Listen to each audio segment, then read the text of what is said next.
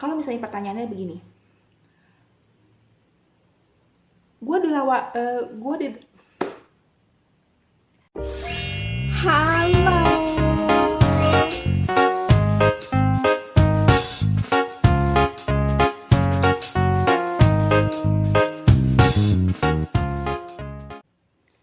Hai everyone. Kali ini gue to the point aja. Gue mau share tentang fase dalam mencintai. Gue disclaimer dulu ya. Kali ini gue sharing dari teori gue sendiri.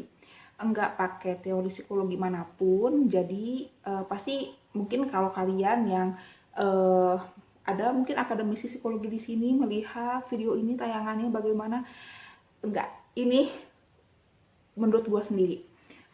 Gue membuat ini supaya menjadi ringkas dan lebih mudah dimengerti, karena biasanya gue menjelaskan pakai teori segitiga, cinta segitiganya Steinberg. Itu sulit dimengerti sama orang awam, jadi gue pengen membagikan ilmu psikologi ini secara praktis. Oke. Oke, yang pertama ini adalah tahap like itu apa sih? Ya, suka itu cuman yang gini, ada definisi yang berbeda antara Indonesia dan bahasa Inggris. Like di sini gue definisikan dulu. Like yang dalam bahasa Inggris, kamu tuh suka sama dia. Sesederhana, oh ini orangnya baik ya, ternyata dia mengerti banyak hal ya, gue bisa ngobrol apa aja ya sama dia, ternyata orangnya menyenangkan ya, ternyata gitu loh. Lebih karena sesuatu, eh, ada aspek yang membuat kamu tertarik sama dia. Kalau ada pertanyaan kayak gini, gue dideketin nih sama lawan jenis, gue misalnya cewek, gue jadi deket nih sama seorang cowok. Pertanyaannya, apakah dia suka sama gue?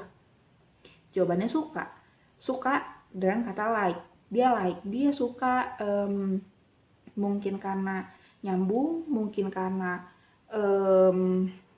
kamu orangnya asik, kamu orangnya supel, atau mungkin ya emang karena kamu cantik, jadi makanya dia senang deket-deket sama kamu. Karena jarang banget untuk cowok bisa dekat sama seorang cewek kalau secara fisik itu dia tidak minat. Bahkan untuk sekedar teman itu, ini benar-benar ada penelitiannya. Dan memang kita ada kecenderungan seperti itu. Cewek pun ada kecenderungan ke sana loh. Ada loh kecenderungan, wow, dia mungkin dia ganteng, mungkin dia maskulin, atau oh dia pintar ya cari duit, oh dia hardworking ya. Ada sesuatu yang membuat kita suka, membuat kita kayaknya seru nih temenan sama orang kayak gini.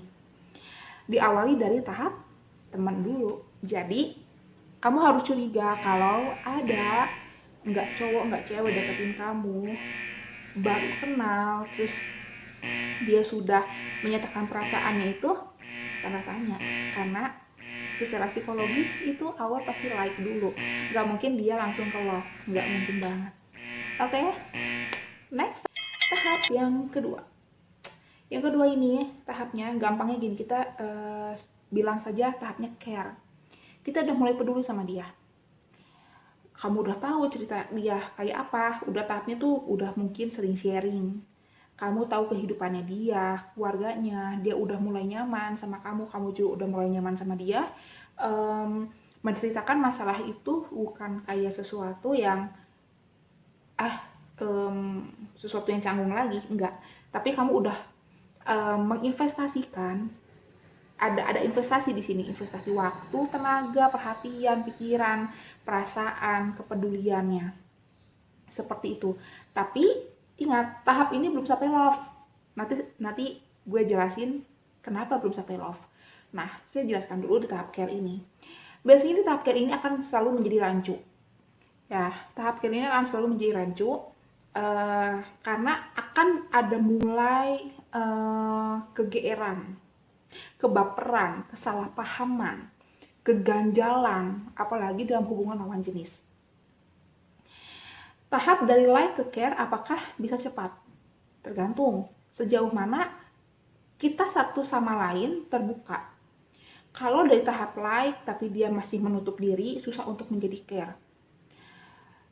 Adapun yang memang sudah membuka diri, tapi kalau memang orangnya cuma sekedar tertariknya pada tahap like aja, kita nggak bisa paksa. Nah, kesalahpahaman seperti apa? Jadi, misal ya, kita udah mulai memperhatikan dia. Kita ditelepon, kita bilang, please, lu jangan kayak gitu, nanti lu kayak gini. Konsekuensinya begini. Si lawan jenis kayak, wow, dia memperhatikan gue, kok dia baik banget sama gue. Mulailah ada kebaperan di sana. Sebenarnya sih untuk masalah kita jadi GR atau bahkan malah kitanya semakin minat sama dia itu nggak salah sampai situ. Tapi pastikan satu sama lain menginvestasikan hal yang sebanding. Nggak harus serupa tapi sebanding. Jangan kamu investasi lebih banyak dalam hubungan, apalagi belum masuk love, terlebih lagi belum masuk ke dalam hubungan yang berkomitmen. Kamu harus menjaga diri kamu sendiri, hati kamu sendiri di tahap ini. Nah, dari tahap care ini akan terbagi dua. Dia akan menjadi saudara atau dia akan menjadi sahabat. Begitu. Itu udah mulai kelihatan tuh. Bedanya dari mana ya, Marcella? Beda. Kalau menjadi saudara itu kamu tidak ada minat, kamu tidak ada ketertarikan secara seksual. Kamu bisa bayangin nggak kamu akan berhubungan badan dengan saudara kamu sendiri? Kan nggak mungkin dong. Tapi kalau misalnya untuk pasangan hidup, secara seksualitas kamu tertarik dengan dia. Makanya ketika tahap love itu belum ada, kamu bilang dia sahabat saya. Nah, ketika kata sahabat itu lebih bisa masuk ke tahap berikutnya, tapi sedangkan menjadi saudara itu sudah tidak bisa. Ada sih taktiknya, cuman saya tidak terlalu merekomendasikan caranya, karena kita sebenarnya punya firasat kalau orang itu bukan untuk kita, makanya ketertarikan kita nggak sejauh itu. Dan kalau misalnya emang kita yang membuat dia yang gimana nih, dia udah sibling zonin gue gitu ya, gimana caranya biar dia suka, please jangan memaksakan perasaan orang. Itu prinsip gue, karena ada yang memberi trik-trik gitu, dari yang sibling zone itu menjadi romansa, tapi kan manipulatif jadinya. Mending jangan deh ya gitu. Jadi kalau emang dia ternyata dia menawarkannya persaudaraan, oke, stop di sana. Pastikan kamu tidak kehilangan diri kamu. Tapi kalau misalnya emang dia menawarkan persahabatan, tetap jalani, sekalian kamu tetap eksplor tentang diri kamu. Gak hanya eksplor tentang siapa yang terbaik untuk kamu, tapi eksplor bagaimana kamu bisa menjadi yang terbaik untuk seseorang gitu. Oke? Next, yang ketiga ini tahapnya love. Love itu, ini definisi gue ya, love itu sudah di tahap investasi, jelas dong, karena di tahap care aja kita udah investasi untuk itu, untuk hubungan, untuk orangnya. Tapi apa sih yang membedakan care sama love? Love itu sudah di tahap kamu mengasihi dia apa adanya. Mengasihi dia apa adanya, seutuhnya, baik buruknya, kamu dapat menerima dia. Dalam hubungan harus ada tuntutan dong, kan begitu? Betul, tapi tuntutan secara peran, bukan tuntutan untuk kamu merubah orangnya. Enggak, kamu udah nggak ada tuntutan lagi. Kenapa kamu seperti ini, kamu harus seperti ini dong, kamu harus sukanya seperti ini, kamu harus pakai baju yang seperti ini, kamu harus bergaul yang seperti ini, kamu begini, dan menuntut. Kenapa sih dalam hubungan akan selalu banyak tuntutan? Karena dimulai dari sebenarnya kamu nggak mencintai dia, sesederhana itu. Kamu nggak mencintai dia, sebenarnya kamu punya ekspektasi, gue pengen punya pasangan seperti ini. Tapi kamu turunin standar. Ya udahlah, orangnya baik ini. Ya udahlah, udah tua juga, gue udah malas explore. Ya udah, akhirnya menuntut karena sebenarnya pasangan kamu itu bukan orang yang kamu mau gitu. Makanya kamu menuntut dan kasihan juga nggak sih namanya pasangan digituin sama kamu, ataupun sebaliknya kita yang terus dituntut. Banyak toxic relationship yang seperti itu, dan saya sangat menyayangkan karena sesungguhnya kita bisa kok menemukan orang yang kita mau selama kita selalu upgrade diri terus dari hari ke hari. Nah, friendzone sendiri itu sebenarnya nggak masalah kalau menurut gue pribadi. Kenapa? Friendzone sendiri itu hanya fase dalam pencarian. Apa sih yang membuat orang benar-benar terjebak friendzone dan gak kemana-mana?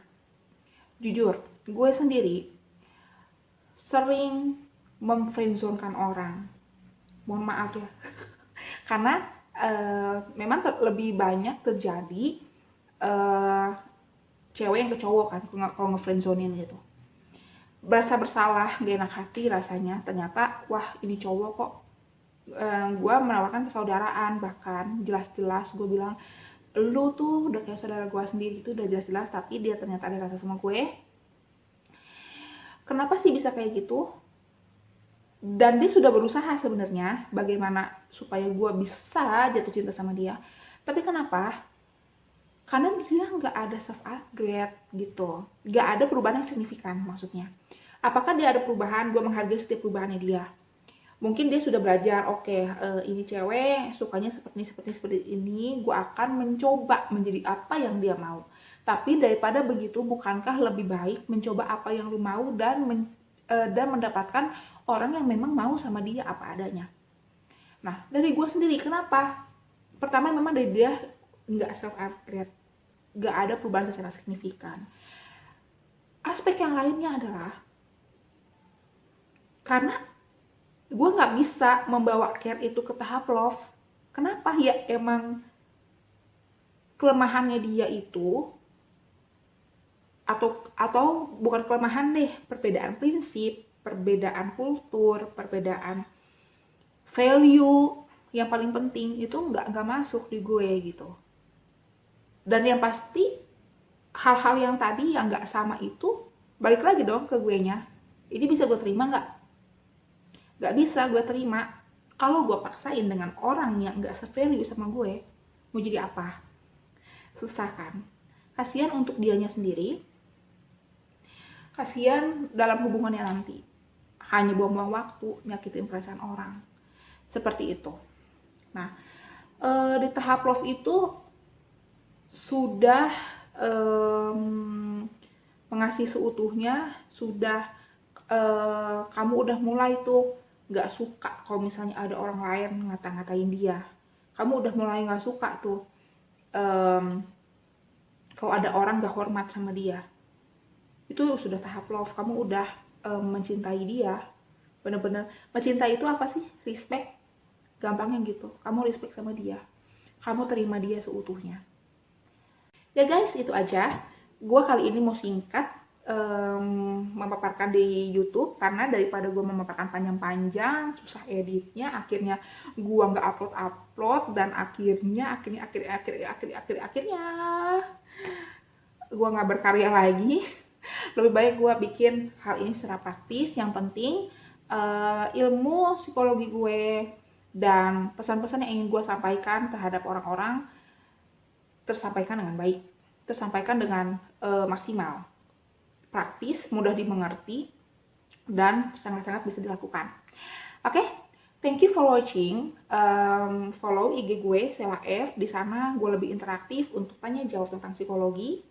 Gue juga selalu membawakan konten-konten tentang psikologi random, psikologi umum. Tapi nggak akan jauh-jauh tentang relationship, tentang toxic relationship, tentang depresi, tentang feminisme, trauma, bisnis mungkin kadang-kadang juga, dan subscribe channel ini, Marcella Evali, like, boleh komen, share ke teman kamu supaya yang lain juga bisa mendapatkan info yang bagus untuk kesehatan mental mereka. Oke, thank you guys for watching and stay healthy mentally. Bye.